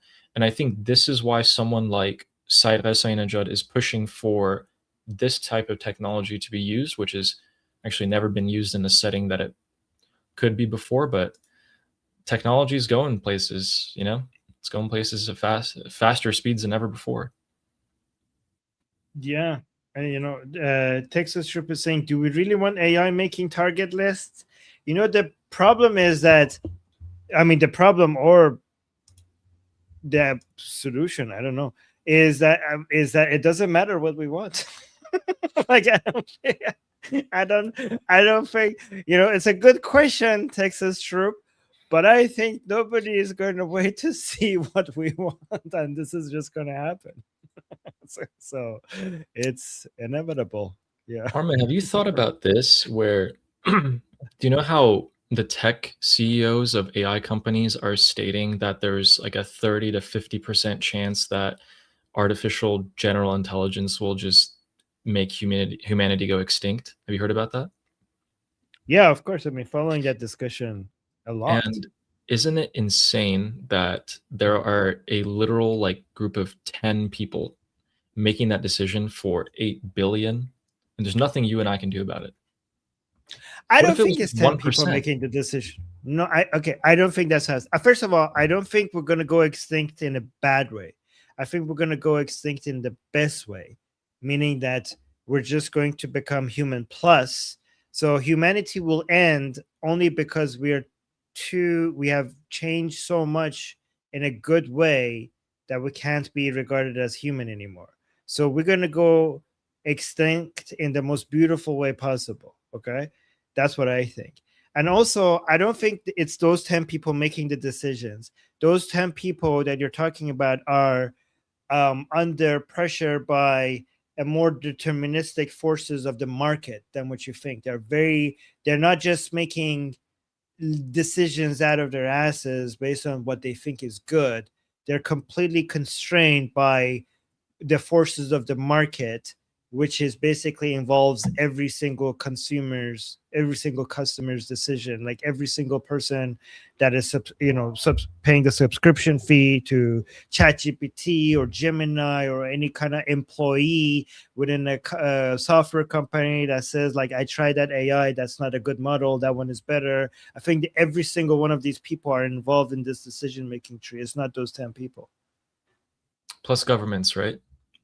Plus, I mean, yeah, everybody. I think we're involved too. You know, I switched from ChatGPT to Gemini, so I'm involved in that too. Yeah, there you go. Yes. Yeah. Yeah, and yeah, Texas is saying transhumanism. Yes, exactly. But in the meantime, I think AI is not going to not only kill humanity. I think it's going to, in the short term, it's going to be very stressful. But I think in the long term, AI is going to bring the best of humanity. Because I think the less we do, the more our humanity shines through. Because here's the thing: humans are obsessed with humans, and humans care about other humans. So the less we do manual labor, the less we have to work to survive, the more our work is going to be focused on highlighting each other, noticing each other, being kind to each other. It's going to be, the future humans are going to be more focused on human connections rather than trying to survive to live. Okay, like people are going to be still working, but they're not going to be working to earn a living. They're going to be working to earn connections with other people. That's what I think the future of humanity is going to. Which is why starting a YouTube channel right now is a good idea, guys. Oh yeah, there you go. Yeah, exactly. That's why communities are the future. And that's why you should join our discussion community. Okay, guys, the future is going to be about human to human connections, and building communities is the future. And we have one right here. Let me put the link to it in the chat. The link is in the description as well. Come join our community. That was, guys, all of this was planned for us to market our community. Okay, see, we use AI. This was a pre-planned. We talked about AI to all of a sudden tell you about the future of humanity, to tell you about the importance of communities, and then tell you to join our community. See? Yeah, exactly. It was very. And you know smooth. that I know that you know that. Yeah. Yeah, exactly. Oh, one last thing. Unless you have anything else that you want to cover. There was just that quick thing about the UAE. We found out. I think we talked about it actually, right? That the UAE. That's exactly. So that's exactly. really You read my mind. This is what I wanted to bring up. So yeah, you want to tell us about this?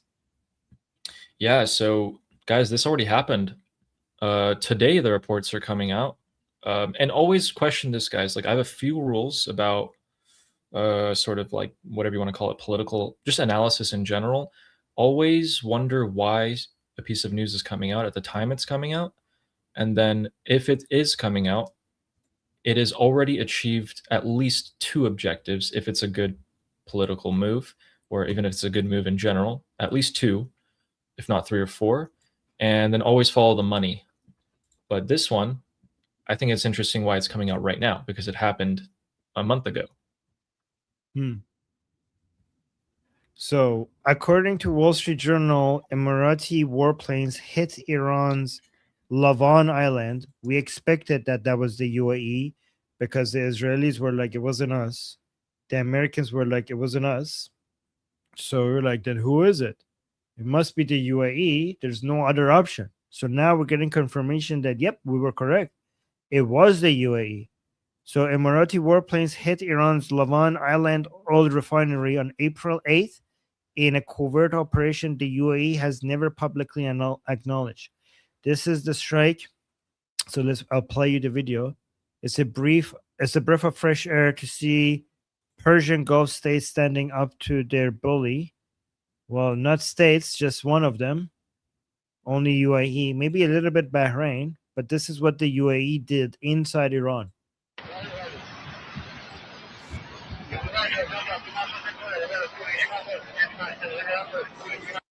So, Ali, why do you think they didn't acknowledge this publicly? If they did it, they didn't come out and say that, yay, we did this. You're muted. I think they're just scared because if you're the UAE, your citizens have put so much pressure on you recently to be against the Islamic Republic to the point where you kicked out all of the Iranian nationals. So anyone in the United Arab Emirates who had an Iranian passport, they kicked them out, including like a couple of friends of mine. And so they're super against the Islamic Republic. But then if they were to strike it, wouldn't they want to tell it so that their own people are like, okay, well, we did something. So, but maybe their fear is more. Or maybe they could have the best of both worlds. We don't acknowledge it so that we don't get like more attacks on us, but also people already know it was us because it was in the United States and it was in Israel. So you could be proud that we did it without acknowledging some level of plausible deniability. So maybe that's how the best of both worlds. Yeah. And you guys showed a clip today about how the Persian Gulf Arab states are asking for intel to strike the Islamic Republic. You know, it sounds nice, but all I heard was that they're still strongly considering doing something. Asking for intel is a far cry from actually conducting strikes. Yeah. But the UAE did strikes apparently, which is big. This, by the way, guys, like we're just going through this, but this is like a civilizational change. Like the UAE doing a strike on the Islamic Republic, this is like a beginning of a new era in history. Like this is like a beginning of a new chapter in the Middle East. So we're like, oh yeah, confirmed. It was UAE that had the Lavan Island. Okay, like nope. This is big. This is very big. It's huge. Yeah, exactly. It's huge. Before we go, Nail Bunny was saying this, yes, but what about the robot armies and what they want? So this is what I believe, which is very controversial. When AI gets to the point where it actually genuinely wants something, when we get to that point, not when it's acting like it wants something, when AI gets to the point where they genuinely have feelings. And I think we will get there eventually. We will get to a point where AI is not pretending to be happy. AI is not pretending to be sad. AI is not pretending to be angry. It's actually sad. It's actually happy, because at some point AI will be able to help us reverse engineer the human brain, like the algorithm of the human brain. And if you make AI based on the human connectome, the human brain connectome, then you get genuine sadness and anger and happiness, right? So that's the scary part. But the good part is that when we get to the point where AI is genuinely not just expressing feelings, but feeling those feelings, the humans have also become more like AI. Like, we're going to have so much enhancers. Like, we will be able to use AI to be able to figure out how the human brain operates. If we have figured out how the human brain operates for AI to reverse engineer that, we also have figured out how to manipulate the human brain for it to be able to do more. So it's not just AI that is going to become more like humans. Humans are also going to become more like AI, and we're going to basically reach a middle where we become more like them and they become more like us, and we're going to merge, and we're going to basically be connected. So that's what I think. So it's okay, don't worry, they're not going to take over.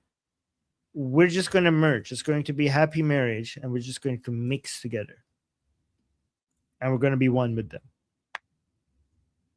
That's what I think. You guys heard it here first. Yeah. 15 years before it happens.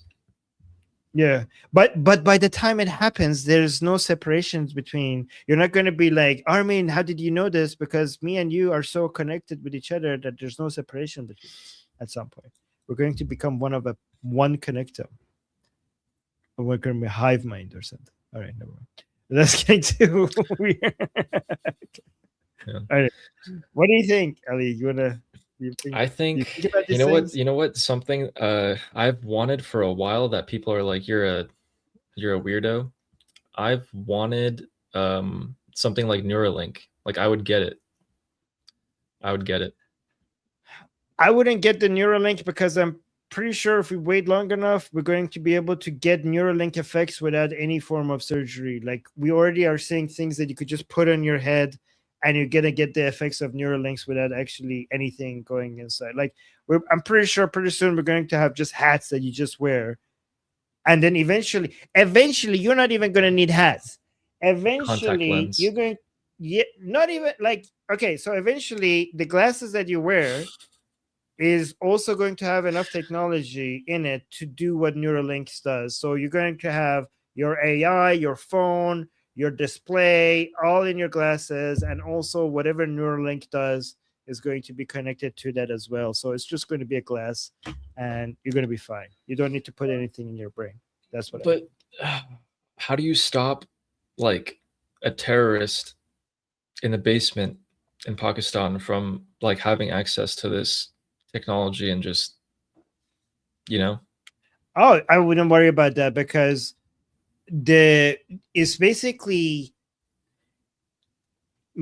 so whatever technology he has, as long as I have an AI that has access to more energy and more servers, my AI would be able to predict what his AI is going to do and stop him ahead of time, right? So AI could only be as strong as the amount of energy and server processing that you have access to.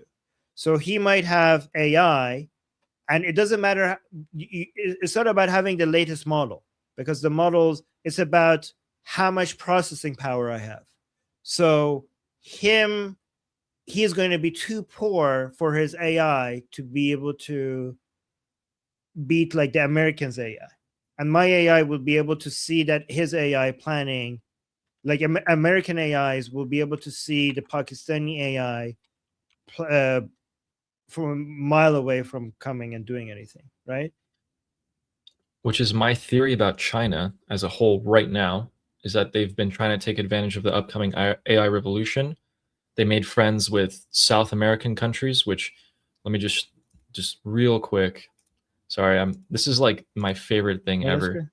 Really? We should talk. Yeah, like the world stuff is my favorite thing. Okay, so you're gonna be like, okay, why is he zooming into South America? Okay, so you guys see like this area right here? This area right here holds a lot of rare earths and minerals, so like the metals that you would need to build a phone or a computer. And you know where else contains it? Here, this where I'm putting my circle. So what China did, right, it sink its talons into both that region and this region. And just recently with Trump, they've been undoing the South American influence that the Chinese have been doing. But because the Chinese go into these countries and they build roads and hospitals and schools, these countries like that support and they like that funding. So they want to keep good relations with China, and they let them mine this stuff for free, essentially. And then they've been bringing it all back here, right? They have all the materials they need. They got the brains to build this, but what if you just cut away 30% of their oil now? Venezuela and Iran aren't giving them oil anymore. What if you don't have like what you just talked about? What if the terrorist in the basement doesn't have the energy to run it, but he has everything? He just doesn't have the energy. He can't do anything with it. It's like the fundamental bottleneck. Yeah. So that's what I think. This is, you're so correct. Okay. And this is why China is really trying to invest in solar energy to stop that advantage that the Americans have over fossil fuels. Yeah.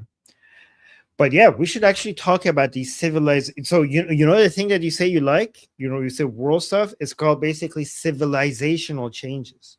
From a big picture perspective, those are my favorite topics as well. In fact, every time I see these small news, these small news items, I always like to try to step back a little bit and try to see the big picture of what this is a sign of from a global civilizational perspective and try to make sense of it that way. So I love that as well. I love that as well. And it's the best time to be alive for that type of stuff, because everything is changing. The whole world order is changing. We're in the middle of the fourth industrial revolution with AI and robotics. The world order that started after World War II is completely being rewritten. We're entering in a new Cold War. So if you're interested in all of that, Ali and I are going to be talking about that for the foreseeable future. Which is again, guys, this was all planned. Which is again, right? Oh, you should join our discussion group. Link in the description, and also you could scan that QR code. That's where we talk about these things, and also why you should subscribe to Ali's channel, which I will link to in the chat one more time before we go. And the link to that is also in the description as well. So link in the chat, link in the description. And once the stream is over, at least on Liberty Politics channel, I'm going to add Ali's channel as a collab. So when you see this, when you hit the subscribe button, you can subscribe to Ali's channel as well. Again, somebody's like, stupid commercial. Yeah. Wait, were you talking about what I just said as a commercial? or a YouTube commercial? I don't know which way. All right. Okay, I will stop. I'll stop. Okay, Ali, anything else before we go? Yeah, and lastly, guys, we're going to try and schedule the stream ahead of time so you guys know when we're going to be doing this. We're going to aim for after school. It's like, hey, you want to play after school? So what is that? Yeah. Like 2:30, like 3 p.m. ish Pacific time, 6 p.m. Eastern. So like an hour after school ends. Yeah, sounds good. Or even sooner, half like an whatever, hour. yeah. Half an hour. Yeah. Okay. Yeah, half an hour after our school discussion ends. By the way, guys, when we say school, we're just talking about our discussion group, not like school. Okay, it's a school with a K. After yes, so we'll every day when we have our 2-hour discussion in our community, and we'll live stream it on Liberty Politics. Half an hour after that, we'll have this discussion here with Ellie. Okay, and we're very responsive to the chat as well here. Oh, can I have nap time? Okay, Texas, we'll allow it. No, you're going in the corner. All right. Okay, guys. We're about to head out. So, yep. I'm Israel Chai. Long live America. Javid Shah. Payende Iran.